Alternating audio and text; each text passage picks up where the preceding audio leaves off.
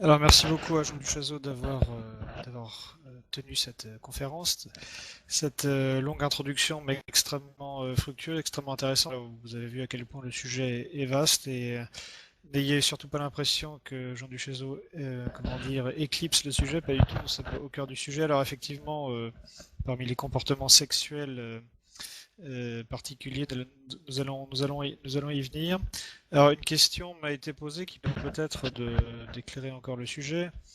Pouvez-vous, Jean, préciser les différences sur le plan endocrinien, et donc peut-être aussi sur le plan sexuel, des, des- de l'homme et de la femme? La différence, voilà. Donc, et le fait peut-être que aujourd'hui, nous voyons certains individus dont on ne sait pas trop s'ils sont hommes ou femmes, etc. Oui, euh, alors évidemment, on peut dire ceci rapidement. La glande génitale endocrine spécifie l'être humain. Si c'est un homme, c'est sa testostérone qui va spécifier ce qu'il est sur le plan intellectuel, mental, sur le plan physique, sur le plan général. C'est ce qui fait qu'il est un homme. C'est le sexe qui caractérise, n'est-ce pas, l'être humain. Si c'est une femme, c'est ses ovaires, ce sont ses ovaires, la folliculine essentiellement, qui va donner à la femme ses caractéristiques essentielles, physiques bien entendu, sa féminité, parce qu'elle compose avec la thyroïde, enfin, on parle de sexualité, enfin on parle de génital, alors on va pas trop s'étendre, mais chez la femme, cette spécificité, ce sont ses ovaires qui donnent son intuition, sa sensibilité, ses aptitudes, etc. Alors, si donc il y a une fatigue de la génitale, par exemple, enfin, si c'est la question, enfin, peut-être que je me développe un peu trop, mais si il y a une fatigue génitale, par exemple, si la génitale ne remplit plus son rôle correctement, notamment, comme je le disais juste avant, dans les phénomènes de sexualité auto-érotique notamment, et dans les anomalies en général sexuelles, où il n'y a plus souvent cette dualité d'amour, car l'amour, il est non seulement un sentiment, mais c'est aussi une activité sexuelle, mais qui doit être portée par un sentiment d'amour. Donc l'amour physique, alors, reste dans la nature des choses, et là, ne fait pas souffrir la génitale, au contraire, car le sentiment, c'est l'altruisme aussi, l'amour, eh bien, cela vient de notre esprit, certes, mais toujours par les glandes, et la génitale endocrine est impliquée dans cet amour. Alors, que se passe-t-il? Est-ce que vous êtes toujours là, Jean? Est-ce que vous appuyez toujours sur le bouton? J'appuie toujours. Ça va? Oui, il y a eu un moment où, pendant les 30 secondes, on n'a rien entendu, mais ça Ah, doit se reprendre. alors, donc je reprends. Alors, je disais que ce qui spécifie l'être humain, c'est sa génitale. Un homme est un homme, une femme est une femme. Mais c'est pas la glande génitale, l'hormone génitale. Lorsqu'il y a... alors, je ne réponds pas directement à la question, je vais peut-être y revenir. Je disais peut-être dans le blanc qu'il y a eu, je disais que s'il y a atrophie ou atténuation de la génitale, par les abus sexuels par exemple, eh bien, cette génitale, et même dans l'homosexualité d'ailleurs, eh bien, va s'atténuer et va procurer ce qu'on peut appeler de la gynécophobie si c'est un homme, et le contraire si c'est une femme, car la génitale étant atrophiée ne va plus nous porter vers le sexe opposé. La génitale est aussi l'hormone qui nous fait être attirés par le sexe opposé. Et ça c'est la nature des choses puisque c'est glandulaire. Si donc nous ne sommes plus attirés par le sexe opposé, il y a un problème génital qui se pose. Ça, personne ne l'a dit jusqu'à présent. Ce sont les travaux du docteur Jean Gauthier. Si c'est un masturbateur invétéré, en général, presque toujours, il y a des exceptions probablement, n'est-ce pas? Eh bien, il va être atteint de cette fameuse gynécophobie si c'est un homme, c'est-à-dire que l'atrophie génitale va empêcher qu'il ne soit attiré ou qu'il ne soit porté vers l'autre sexe, et c'est ainsi qu'il va avoir du mal à nouer des relations homme-femme en raison de ce problème intime et qu'il n'a pas su dominer. C'est vrai pour l'homme, c'est vrai pour la femme. Quant à la question qui était posée, la différence entre hommes et femmes, bon, j'y ai un peu répondu. Vous Attention au bouton, s'il vous plaît, Jean. entendez toujours? Oui, merci, on continue. Voilà. Cette différence va pouvoir s'estomper si cette génitale va ne pas se développer complètement, puisqu'elle représente aussi cette finalité, cet épanouissement intellectuel et moral, en même temps qu'une harmonie physique.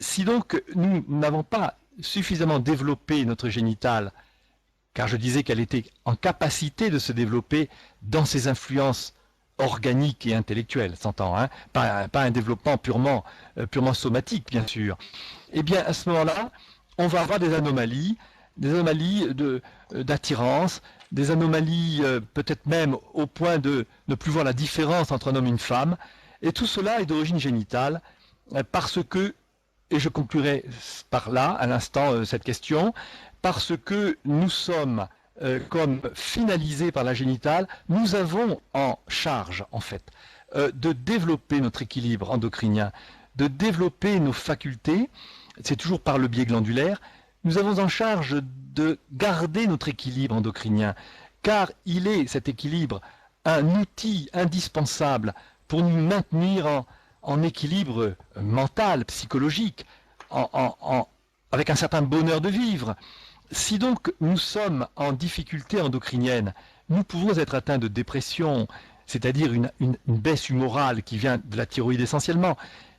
Mais ce n'est pas la thyroïde est le biais. C'est toujours nous qui sommes, peu ou prou bien entendu, il faut faire très attention, mais on est toujours responsable plus ou moins de notre vie, et par conséquent nos glandes, qui sont lorsque, et je finirai par là, lorsqu'il y a des difficultés plus ou moins graves, les glandes ne sont plus en capacité de nous soutenir et d'être l'instrument de nos opérations mentales, et celles-ci sont en déficit et échouent complètement, et nous sommes en souffrance.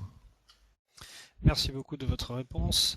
Alors il y a un mot que vous n'avez pas prononcé jusqu'à présent, c'est le mot pudeur, même si vous avez décrit les activités de la génitale interstitielle et le rôle freinateur et antisexuel que celui-ci joue. Alors est-ce que vous pouvez rapidement définir la pudeur, qui est un sentiment décrit par le docteur Jean Gauthier et par vous-même? Alors, la pudeur. Le docteur Gauthier disait, à propos de la pudeur, évidemment un sentiment qui est extrêmement galvaudé et qui n'a pas été compris du tout, bien entendu.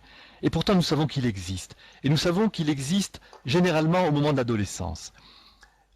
Il peut se maintenir, bien entendu. Et Gauthier disait que ce sentiment était l'apanage, vraiment, de la génitale interstitielle. Et il disait que c'est pour protéger la sexualité reproductrice des adolescents et des adolescentes, de façon qu'il n'y ait pas de reproduction, qu'il n'y ait pas d'activité sexuelle avant la maturation complète de l'individu, car ça peut poser des problèmes divers, évidemment. Nous devons fonctionner avec un état mature, et que sinon nous abîmons notre économie. Et la pudeur était une manière de préserver une activité sexuelle qui devait tarder jusqu'au moment où c'était le plus adéquat, le plus à même d'avoir des activités sexuelles. La pudeur s'explique donc par l'intervention de la glande génitale qui protège l'adolescent d'une activité sexuelle qui provient des 3 glandes principales, hypophyse, thyroïde, surrénale, qui viennent agir sur la glande reproductrice. Donc la sexualité proprement dite, c'est l'efficience même de la glande reproductrice avec ses gamètes, mais influencée par les glandes précédentes. L'interstitiel, par contre, c'est l'hormone de régulation, de freinage, de sagesse personnelle, et en l'occurrence de... Attention au bouton, de nouveau monsieur Duchazot. Ça va là? Oui. Bon, y a-t-il des questions maintenant? Oui, alors merci de votre réponse. Donc, question d'un auditeur qui demande si l'abus de sexualité dont vous parlez et les dérèglements éventuels chez des individus de fonctionnement sexuel, qui sont liés donc à des dérèglements glandulaires comme vous l'avez expliqué, ces dérèglements sexuels et glandulaires donc peuvent expliquer, selon vous, des comportements excessifs ou négatifs, destructeurs, comme la violence, la paresse, par exemple. J'appuie. Donc, je réponds. Évidemment. Évidemment. L'auteur Jean Gauthier explique ceci. Je répète, sans être le moins du monde mécaniciste, matérialiste, on a bien compris que nous sommes des êtres libres, mais nous fonctionnons par le biais, par le moyen de ce merveilleux équilibre endocrinien découvert par tous les travaux de l'auteur Jean Gauthier. J'en ai une dizaine de milliers de pages. C'est vraiment très important, le fond que m'a laissé l'auteur Jean Gauthier. Bon, c'est très important. Donc tout est glandulaire en fait. Ce n'est pas encore une fois mécaniciste, mais tout passe par le glandulaire. Par conséquent, toutes les difficultés auxquelles vous avez fait allusion sont d'origine glandulaire. Alors, j'ai un peu oublié, à vrai dire, le contenu de la question. Il faudrait que nous revenions un peu en arrière. Est-ce que c'est possible qu'il me répète la question, hein? Oui, tout à fait. Alors, je disais donc les dérèglements sexuels et glandulaires, donc, parce que vous avez expliqué le lien intrinsèque entre les deux, que tout dérèglement sexuel était glandulaire. Ces dérèglements peuvent-ils engendrer des comportements négatifs, donc comme la paresse ou la violence? Ah, bien sûr, voilà, merci. Tout à fait, absolument, absolument. Les comportements de violence, je répète, je réponds tout de suite à une chose qui me tient à cœur, puisque j'ai des cas de temps en temps. Il y a des masturbateurs, appelons un chat, qui sont capables d'entrer dans des colères absolument furibardes. Des colères extraordinaires. On a des jeunes gens, des adolescents, qui sont capables de très très grande colère, et on ne comprend pas pourquoi. L'explication vient du fait que la fatigue thyroïdienne chronique qui s'installe par l'épuisement thyroïdien dont je parlais plus avant, en arrière plutôt, tout à l'heure, eh bien, va faire que des réactions neurothyroïdiennes vont prendre le relais. Voilà, je spécialise un peu les choses, mais rapidement, non seulement il va y avoir des réactions de compensation nerveuse, neurothyroïdienne, mais il y a une glande qu'on appelle la glande surrénale, qui forme un couple permanent avec la thyroïde, puisque l'une oxyde, l'autre désoxyde. L'une sensibilise l'individu, c'est la thyroïde, l'autre l'insensibilise, etc. Il y a donc une sorte d'antagonisme permanent entre ces deux glandes. Lorsque donc, dans les phénomènes dont je viens de parler, puisque je prends le cas de la masturbation, il y a ces colères, quand on peut le constater, je l'ai constaté, et il y a des colères qui s'expliquent donc par une baisse thyroïdienne, une fatigue, une usure thyroïdienne et une compensation surrénalienne. C'est ainsi que ces colères, qui viennent souvent de la surrénale, sont parfois destructrices, car la surrénale donne une tendance à la destruction, à casser tout sur son passage. Les colériques surrénaliens ont envie de briser les choses, de casser, voire même de tuer parfois. C'est très dangereux.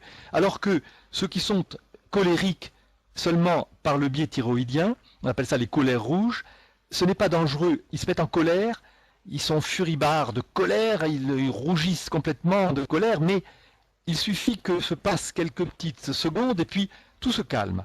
Ce n'est pas le cas des surrénaliens.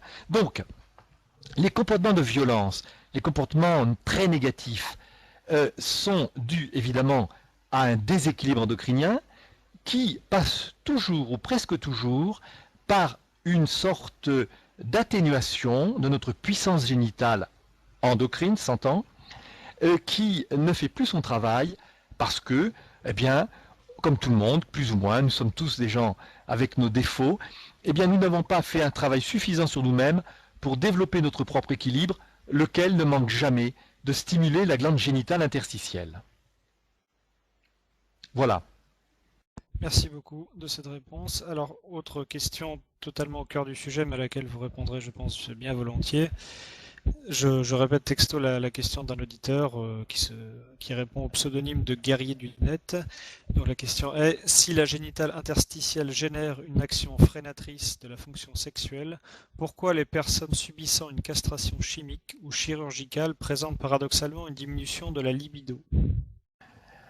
Alors, là, il y a des choses à dire. D'abord, je dirais, avant peut-être de répondre ceci, d'abord parce que les produits que l'on donne, cette castration ne manque pas d'agir sur l'économie générale et sur la thyroïde en particulier, car rien ne s'opère dans notre économie sans que la thyroïde ne soit impliquée, puisque même un verre d'eau que vous buvez d'un seul coup, même 2 verres d'eau froide, va calmer quelqu'un qui est en colère et énervé. Ça calme l'individu parce que la thyroïde est la glande de la sensibilité par excellence. Donc, nous avons la possibilité de réagir, j'ai perdu le fil de ce que je voulais dire, parce que c'est tard et il fallait qu'il me répète encore la question. Désolé, Mathieu, il faut que tu me répètes la question. Je le fais bien volontiers. Donc, pourquoi certaines personnes... alors, donc je répète la question telle qu'elle a été formulée, je pense qu'elle a été bien formulée. Si la génitale interstitielle génère une action freinatrice de la fonction sexuelle, pourquoi les personnes subissant une castration chimique ou chirurgicale présentent paradoxalement une diminution de libido? Oui, c'est ça. C'est parce que de toute façon, je le disais, c'est ça, c'est que quand on fait une opération de ce genre, c'est un produit chimique, c'est la thyroïde qui va trinquer. Puisque tout ce qui est désir sexuel, tout ce qui est libido, tout ce qui est activation sexuelle, ne peut pas se faire et s'opérer sans l'intervention de la glande thyroïde. Donc Gauthier disait que c'est la glande de tout, en fait, de la sexualité, du sommeil, de l'adaptation, bien, et des émotions. Mais la sexualité dépend essentiellement de notre possibilité de la thyroïde, agissant sur la sphère sexuelle, certes. Par conséquent, l'intervention d'un produit chimique spécifique sur, soi-disant, la sphère sexuelle, va d'abord intoxiquer la glande thyroïde. C'est ça la réponse, selon moi. Je dirais une chose qui n'a pas été posée comme question, mais ça fait le pendant peut-être de cette question. Nous avions l'habitude, nous, je dis les savants, enfin les politiques, il y a 100 ans de cela, ou 80 ans, surtout dans les pays scandinaves, de démasculer les violeurs. Et l'auteur Gauthier explique, et je le reprends dans un livre, de mon livre sur la sexualité, que ces violeurs étaient repris 6 mois après pour viol. Autrement dit, le fait d'émasculer un sujet ne va pas le priver du tout du désir sexuel et du viol dont il était coutumier. Parce que l'origine du viol, c'est-à-dire le désir, le plaisir sexuel, vient pas de la génitale. Il ne vient pas de la génitale. Il vient de la thyroïde agissant sur la sphère sexuelle. C'est le fait de sujets qui n'ont pas pu développer par manque d'éducation, par l'histoire, par beaucoup de facteurs qu'on ne va pas analyser ici, n'ont pas pu développer leur génitale interstitielle, qui est la glande qui se développe lorsque on fait le bien, on évite le mal, quand on s'autorégule, qu'on essaye de se garder dans un chemin qui nous préserve des maux divers. Et la génitale se renforce de ses efforts, je disais, puisqu'elle est la glande de la volonté. Si on peut dire ça comme ça, parce que c'est curieux de dire qu'il y a une glande de la volonté. C'est seulement, il vaudrait mieux dire, c'est la volonté qui s'exerce, acte spirituel, psychologique, par le biais de la génitale. C'est ça qui est vrai. Voilà pourquoi la génitale est si importante. Et dans les cas de viol, on parle effectivement maintenant de stériliser de façon autoritaire les violeurs. Mais cette stérilisation, d'abord, ne va pas faire ce qui est visé, ne va pas empêcher, théoriquement s'entend, le viol, puisque ça ne vient pas de la génitale. Mais ça va quand même freiner peut-être ce désir en raison d'une intoxication. C'est comme si on mettait la thyroïde en dépression, en quelque sorte. On les coupe de tout désir sexuel par ces interventions médicamenteuses. Maintenant, je voudrais voir ce qui se passerait 2, 3, 4 ans après. Est-ce que ces sujets ne seraient pas repris, je pose la question, pour viol? Puisque nous n'aurions que... nous ne serions seulement intervenus que sur, chimiquement, sur la thyroïde, en fait. Ou sur la génitale, mais la génitale ne donne pas le désir sexuel. Par conséquent, si on a une action chimique contre les gonades, contre la glande reproductrice, je ne vois pas comment ça pourrait être opérationnel. Voilà. Merci beaucoup de votre réponse. Alors, j'ai plusieurs questions que les personnes sont venues me poser. Alors, peut-être préciser un peu plus sur la masturbation, puisque vous en avez déjà dit quelques mots, mais c'est au cœur, c'est un thème important de votre travail. Bon, alors des personnes posent la question, par exemple, de savoir pourquoi est-ce que c'est considéré par certains comme une pratique malsaine, alors que certains, notamment l'auditeur qui me pose cette question, estiment y trouver une source de plaisir et un moment de créativité et d'imagination. Alors, D'abord, chaque individu est différent. Par conséquent, ce qui est énoncé ici peut trouver chez chacun une dimension qui peut être différente. Cependant, l'aspect scientifique ou réaliste des choses nous donne des explications qui doivent s'adapter, en tout cas couvrir en principe tous les cas, mais avec l'application, des applications un peu différentes puisque nous sommes tous différents. Alors, re-question, je dois avoir un problème actuellement de mémorisation, mais c'est pas grave. Excuse-moi Mathieu, tu peux encore répéter. Oui, oui, je répète bien volontiers. Donc, la question c'est, bon, la manière dont est vue la masturbation, que certains ont valorisée, vous savez très bien, comme Monsieur Torgman par exemple, que d'autres ont condamné, dont vous en faites partie, mais vous savez que enfin, je ne vais pas répondre moi-même à la question, mais enfin, en tout cas, la question, c'est l'auditeur se demandait pourquoi la masturbation est vue par un certain nombre de gens comme malsaine, alors que cet auditeur lui-même y voit une source de plaisir, d'imagination et de créativité. Voilà, c'est ça. Oui, alors, c'est bien ça. Quand je dis que chacun, évidemment, voit midi à sa porte, c'est évident que certains, en raison de leur état, vont trouver peut-être une excitation favorable. C'est un auteur qui s'appelait Brown-Séquard, le fameux endocrino de la fin du XIXe siècle, avait expliqué que lorsqu'on arrivait dans une activité sexuelle au bord de l'orgasme, mais qu'on n'allait pas plus loin, qu'il n'y avait pas en fait l'orgasme, il y avait une énorme excitation intellectuelle qui s'ensuivait. L'explication est la suivante. Lorsque vous mettez votre thyroïde au sommet de la tour Eiffel, par une excitation de plus en plus importante, au point d'arriver à l'orgasme s'il y a lieu, mais en l'occurrence ce n'était pas le cas pour Brown-Séquard, eh bien nous arrivons à une excitation telle que toute l'intelligence, toutes nos facultés créatrices éventuellement même, peuvent se trouver momentanément accélérées ou accrues. Mais, alors justement, l'orgasme, quand il a lieu, c'est vraiment l'inverse. Lorsque l'orgasme a lieu, il y a une chute thyroïdienne immédiate, je disais une sorte d'explosion cellulaire parenchymateuse thyroïdienne. À ce moment-là, le sujet est obligé de recourir à un sommeil profond pour refaire ce parenchyme thyroïdien qui est parti en fumée, si j'ose dire. Par conséquent, voilà pourquoi on dort, en général après un acte sexuel, ou un acte d'auto-érotisme d'ailleurs, sauf chez les cas invétérés. Dans les cas invétérés, ce n'est plus le sommeil qui est attendu après chaque acte, c'est l'insomnie. Et la raison en est, il faut dire, je n'ai pas dit, parce que ce n'était pas sur le sommeil qu'avait lieu l'émission, mais le sommeil est une pure possibilité de la glande thyroïde à se mettre en hypofonction. À ce moment-là, le sommeil est inéluctable, c'est une hypofonction thyroïdienne. Et lorsque on ne peut pas dormir, c'est parce que la thyroïde ne parvient pas à se mettre en hypofonction lorsqu'on se couche, par exemple. Il fallait que je dise ça en préambule.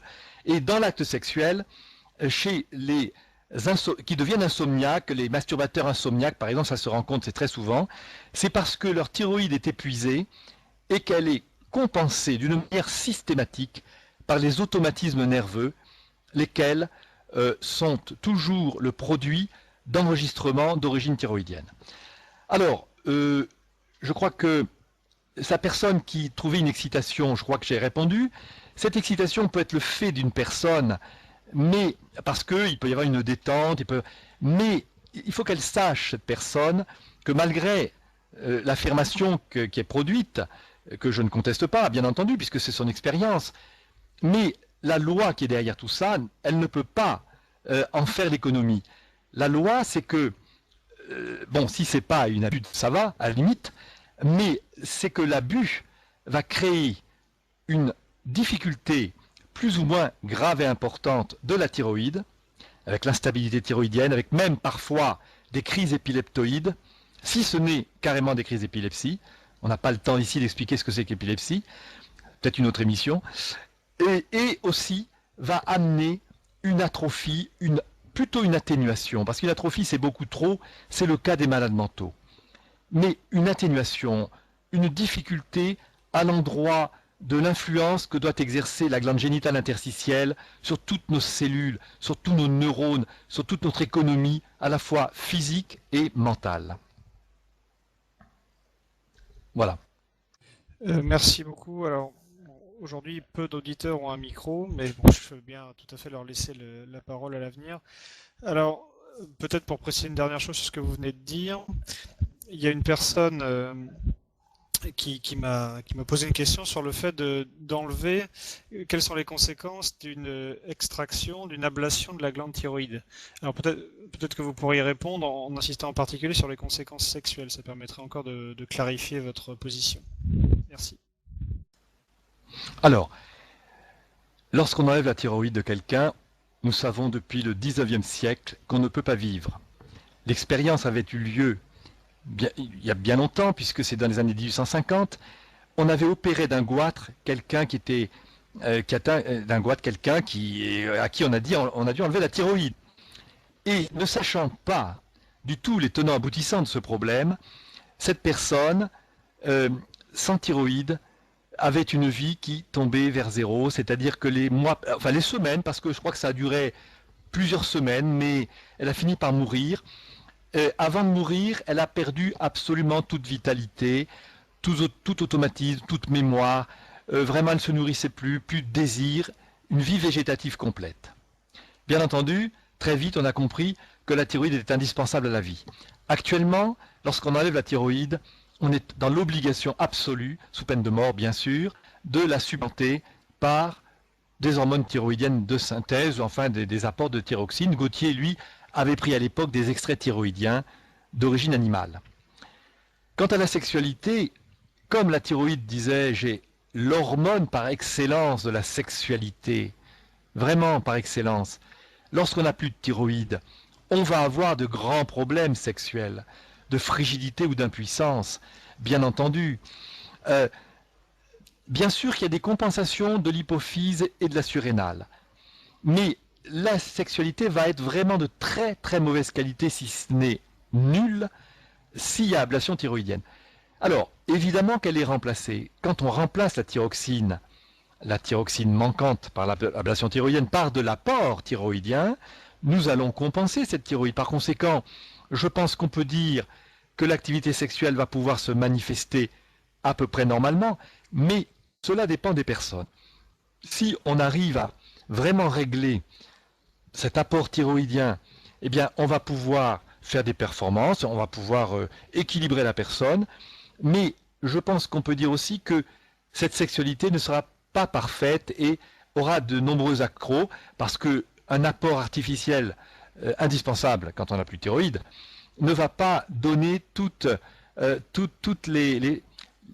l'intérêt ou toute l'efficacité désirée, parce que rien ne remplace finalement l'hormone naturelle et l'hormone émanant de la centrale énergétique qu'est la thyroïde. Voilà ce que je peux dire. Merci beaucoup. Alors, je continue donc à poser les questions, parce que comme je disais, peu d'auditeurs osent prendre le micro. Alors, vous avez dit un mot vous avez parlé de la masturbation en disant et en répondant à l'auditeur qui y voyait une source de plaisir et d'imagination. Alors peut-être pourriez-vous encore réinsister sur cette dimension d'imagination qui peut intervenir dans l'acte sexuel et ses conséquences néfastes selon vous? Oui, tout à fait. Alors ce qu'on peut dire aussi, c'est que ceux qui se droguent, c'est connu que la drogue amène, c'est Baudelaire était connu pour ça, l'alcool aussi, certaines drogues vont exciter l'imagination parce que cela a une action extrêmement puissante sur la thyroïde. Thyroïde, glande de la vitalité, de l'acuité sensorielle, de la sensibilité, des émotions, de l'adaptation et de l'intelligence. Donc les drogues apportent une excitation certaine. Mais attention, s'il y a abus, il y a fatigue thyroïdienne. S'il y a fatigue thyroïdienne, il va y avoir désir d'augmenter les doses pour que la thyroïde se maintienne au même niveau fonctionnel. Il y a donc une fatigue potentielle de plus en plus importante qui va demander, cercle vicieux, encore plus de doses de drogue par exemple. C'est le danger d'épuisement thyroïdien et la mort par overdose. Ce que je dis pour la drogue peut se dire aussi pour d'autres phénomènes, car ne dit-on pas que celui qui est accro, par exemple à la masturbation, disons-le, eh bien, il est comme dans une sorte de passion, une sorte d'accoutumance, d'addiction. L'addiction au sexe, l'addiction à la drogue, les addictions, c'est le même phénomène d'origine neurothyroïdienne. Hein. Alors, si donc on a au début une excitation, ça peut se comprendre puisque la thyroïde en reçoit une sorte d'excitation réelle, mais à mon avis, cela ne va pas durer très longtemps. Il faut se ménager, les glandes sont épuisables, sont fatigables, elles ont un potentiel qu'il faut bien préserver, et s'il y a abus, nous avons des déficits vitaux qui ne manquent pas de s'installer plus ou moins rapidement. Donc, d'accord, je pense que celui qui vit cette expérience peut évidemment accréditer le fait que ça lui apporte un plaisir positif, mais il ne pourra jamais aller contre cette loi qu'il y a fatigue potentielle à la longue, et donc beaucoup se méfier. Alors, ce qui est l'imagination aussi, vous avez dit. L'imagination. Alors l'imagination, c'est une pure possibilité de la thyroïde. Alors vous allez dire tout est thyroïdien, là. Bien sûr. La thyroïde, c'est la vie. Par conséquent, dès qu'on a des manifestations vitales, que ce soit intellectuelles, imaginatives, sensorielles, intellectuelles, physiques, eh bien la thyroïde est à tous les coins de ses fonctionnements, à tous les coins de rue, j'allais dire. Bien sûr, la thyroïde préside à tous les fonctionnements sans aucune exception. Par conséquent, l'imagination, dont faisait aussi allusion la personne, je crois, peut se trouver aussi momentanément stimulée. L'imagination, c'est la possibilité de faire des images. C'est, encore une fois, le pur produit d'une action thyroïdo-neuronale. Ceux qui ont une forte imagination, ce sont des thyroïdiens où la thyroïde est très active sur la masse cérébrale. Ceux qui ne sont pas imaginatifs, ce sont ceux dont le cerveau ne capte pas très bien l'hormone thyroïdienne. Voilà, c'est très simple. Les organes sont plus ou moins influencés par nos hormones. Et par exemple, quelqu'un qui est diarrhéique, sont des intestins qui sont extrêmement influencés par l'hormone thyroïdienne quand c'est chronique. Et le contraire, les constipés, ce sont des personnes dont les intestins sont très peu ou mal influencés par l'hormone thyroïdienne. Merci de votre réponse. Alors, effectivement, j'ai très peu de candidats toujours qui voudraient prendre la parole, donc je continue. Non, moi j'ai demandé la parole. Je voulais demander, donc bonsoir déjà. Je voulais vous demander, sur tout ce que vous nous dites ce soir, qui est très intéressant, j'aurais aimé savoir quelle est l'opinion de la communauté scientifique en général. C'est-à-dire, est-ce que ça fait polémique? Est-ce que ce sont des choses admises? Voilà, en gros, c'est assez vaste, mais c'est pour cadrer un petit peu peut-être, pour avoir une opinion là-dessus. Oui, ben écoute, c'est très simple. Les travaux du docteur Jean Gauthier ne sont pas reçus. J'y travaille depuis un certain nombre d'années en tant que disciple. Le docteur Gauthier a fait une véritable révolution copernicienne en inversant les prémices de raisonnement de toute la physiologie humaine, puisque au lieu de dire, comme font les scientifiques actuels depuis 150 ans, le système nerveux et le cerveau sont le nec plus ultra de toute notre économie, et rien ne se fait par eux, et tout est d'origine nerveuse et cérébrale, le docteur Gauthier a dit « Tout est glandulaire, et rien ne se fait sans l'intervention des hormones, et le cerveau est le vassal total et complet des hormones en général, et de la thyroïde en particulier, puisque nous savons, et ça je ne l'invente pas, puisque même dans les annales médicales et physiologiques, ça se trouve, comme quoi il y a un problème quand même de connaissance et de synthèse, nous savons que la maturation nerveuse et neuronale réclame d'une manière nécessaire l'intervention des hormones thyroïdiennes. Eh bien, ça n'est plus connu, et c'est pourtant scientifique depuis à peu près 60 ans. Les neurosciences l'ignorent. Alors, que valent des neurosciences qui se passent leur temps à avoir une attitude polémique, c'est-à-dire, polémique, ça veut dire, chaque fois que les années passent, eh bien, on a des chances de faire que les anciennes découvertes soient obsolètes et que des nouvelles viennent remplacer les anciennes et qu'enfin on évolue comme ça dans la vérité scientifique. Tout cela est impossible à croire. Ça existe en physique, ça, quand les hypothèses sont très nombreuses et qu'il faut bien en faire et faire des modèles. Mais quand on a découvert une fois pour toutes une vérité physiologique, on ne peut pas considérer que cela va devenir obsolète 10, 15, 20 ans après. C'est incompréhensible.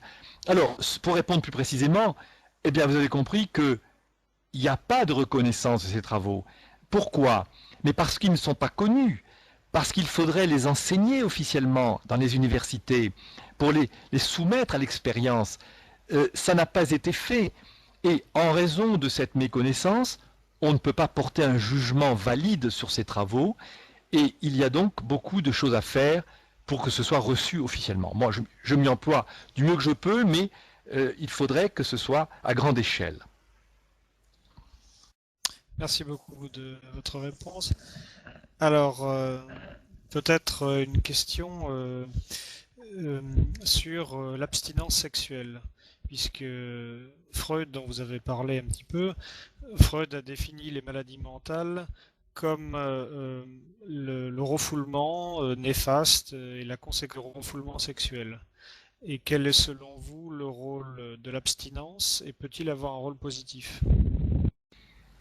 Excellente question, bien sûr. Freud a dit tout l'inverse de la vérité. Alors, ne soyons pas trop immodestes en disant, on pourrait me dire plutôt, mais de quel droit pensez-vous que vous avez la vérité? Enfin, je pense que, en tout cas, que Freud a dit des choses totalement inverses de cette vérité, parce que c'est justement l'inverse qui fait que nous gardons notre intelligence et notre équilibre. C'est quand on développe notre abstinence, en tout cas non pas forcément l'abstinence, mais la régulation, ce qu'on appelle aussi la chasteté, une sexualité contrôlée qui respecte les lois de l'amour même, du respect mutuel, etc. Cela est le garant du maintien d'une glande génitale en parfait état de fonctionnement. Si au contraire il y a abus sexuel, il va y avoir des grandes difficultés sur le plan intellectuel, puisque Gautier a pu montrer d'une façon très fondamentale, mais je n'en dirai qu'un petit mot ce soir, c'est que l'origine de la schizophrénie, c'est la masturbation. Tous les psychiatres étaient d'accord pour dire, il y a déjà 70-80 ans, que tous les que tous les schizophrènes sont des masturbateurs. Or, qu'est-ce qu'ils disaient devant cette constance de cette activité sexuelle? Eh bien, il fallait qu'ils disent quelque chose, et qu'est-ce qu'ils disaient? Ben, ils disaient, les schizophrènes sont masturbateurs parce qu'ils sont schizophrènes. Alors que vous avez compris que la vérité, c'est que les schizophrènes sont masturbateurs, mais ils n'étaient pas masturbateurs avant de tomber dans la schizophrénie, puisque nous constatons que ces sujets sont tout à fait normaux, et j'en ai des exemples, avant de tomber dans ce travers. Pourquoi? Parce qu'il y a délitement thyroïdien et atrophie génitale. Or, l'auteur Jean Gautier a montré, et c'est tout mon livre que j'ai repris du docteur Gautier sur les maladies mentales, que tous les malades mentaux, sans aucune exception, présentent au microscope, ça s'est fait sur des cadavres de malades mentaux, c'est toute une recherche il y a très longtemps maintenant, c'est tombé en désuétude, tous les malades mentaux présentent une atrophie constante, partielle ou totale, selon le degré de maladie mentale, de leur glande génitale interstitielle. Et Gautier dit, cela représente l'essentiel, la cause princeps, unique, fondamentale, et encore je ne sais plus quel terme employer, de la maladie mentale. La maladie mentale n'est donc pas du tout d'origine cérébrale. Le cerveau des malades mentaux est normal. Nous le savons, il n'y a pas d'anomalie cérébrale. En revanche, leur déséquilibre glandulaire est absolu. Merci encore une fois. Je vais laisser la parole à un auditeur qui répond au pseudonyme de Carobase. Je donne la parole à l'instant. On m'entend? Oui. Ok, bon, bonsoir à tous déjà. Monsieur Duchazot, j'ai plusieurs questions à vous poser, mais je vais me contenter d'en poser juste deux. La première, c'est, est-ce que vous pouvez nous lister quelques principaux troubles sexuels, donc, dont, dans les psychologie, donc, auraient des réponses? Enfin, je veux dire, pour le traitement de ces maladies. La deuxième, c'est comment ça se passe pour comment ça se passe la sexualité chez les transsexuels? Merci. Alors, est-ce que vous avez bien entendu? Le Pas micro trop. était un peu faible. Je l'ai. Répétez. Ouais.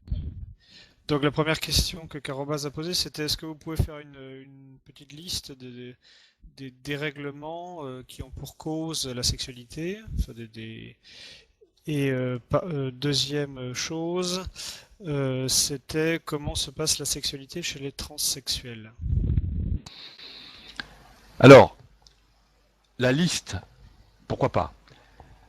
Lorsque on a affaire à un abus sexuel, bon, je parle toujours de l'auto-érotisme, enfin des anomalies, de tout ce qui est plutôt auto-érotisme, qui va empêcher le développement de cette fameuse glande génitale, qui est une glande d'altruisme et qui ne souffre pas du tout dans les rapports sexuels normaux, bien entendu.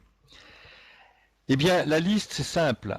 Dès lors qu'il y a abus, il y a de nombreux signes de déséquilibre, signes psychologiques, signes physiques aussi. Par exemple, si un adolescent vous dit « je rougis à la moindre chose, dès que je rentre dans un magasin, je me mets à rougir, je rougis », ce n'est pas normal. Ça veut dire qu'il y a une instabilité thyroïdienne, glande de l'émotion, très importante, avec une génitale qui ne fait plus tellement son travail de régulation. Ça peut être un signe, donc.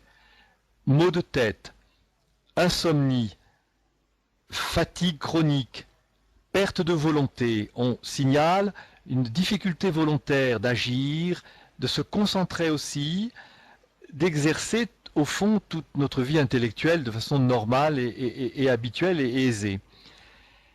Donc quand ces symptômes surviennent, on peut, si un psychologue connaît ces questions, déjà peut-être incriminer ce genre de choses. Mais pour ceux qui veulent savoir, eh bien, il faut savoir que ces activités ont des conséquences sur notre état mental, concentration, je l'ai dit, etc. Physiquement, fatigue, parfois on peut même éventuellement avoir des maladies thyroïdiennes qui s'installent, hein. C'est pas du tout impossible. Il y a d'autres causes évidemment sur la maladie d'Hashimoto ou base d'eau. Mais cependant, ça pourrait être aussi le cas. L'autre question, c'est sur la sexualité des transsexuels. Écoutez, je ne suis pas un spécialiste des transsexuels, mais si je m'occupe de sexualité, je dois vous donner une petite réponse. Dans le livre que j'ai produit sur la sexualité, il y a l'explication de certaines anomalies, notamment le sadomasochisme, etc., où est impliquée la surrénale, la thyroïde, évidemment, dans des détails. Par exemple, se faire souffrir et arriver à une jouissance sexuelle, c'est parce que la surrénale qui est excitée va exciter en retour la thyroïde pour donner une jouissance sexuelle. Donc la douleur est productrice de jouissance sexuelle, ce qui est paradoxal. Enfin, tout ça est expliqué en détail. On va peut-être pas rentrer dans ce débat ce soir.